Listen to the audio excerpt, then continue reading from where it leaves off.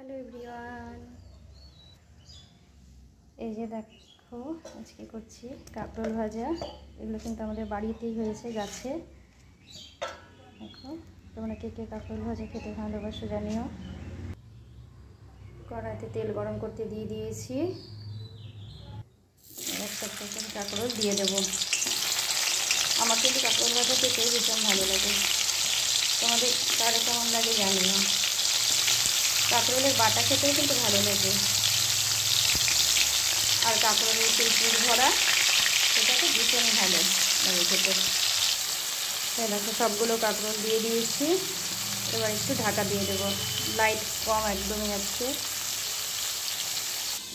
ঢেকে দিলাম। এবার আস্তে আস্তে হোক ভাজাগুলো, এবার উল্টে দেবো এক এক করে।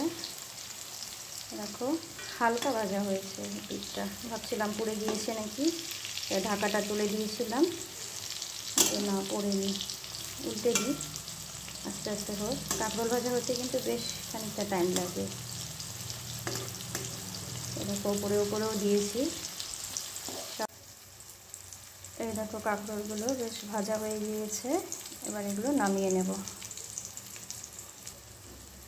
আমার তো ভীষণই ভালো লাগে ভাজা খেতে এই কাঁকরোল, তোমাদের দাদা ভাইয়েরও পছন্দ কাঁকরোল ভাজা। তোমরা কে কে এই কাঁকরোল ভাজা খেতে ভালোবাসো জানিও কিন্তু অবশ্যই। দেখো কি সুন্দর কালারটা এসছে, ভীষণ ভালো লাগছে দেখতে। এই যে দেখো ভাজাগুলো নামিয়ে নিলাম, বেশ। এবার গরম গরম ভাতের সাথে কাঁকরোল ভাজা।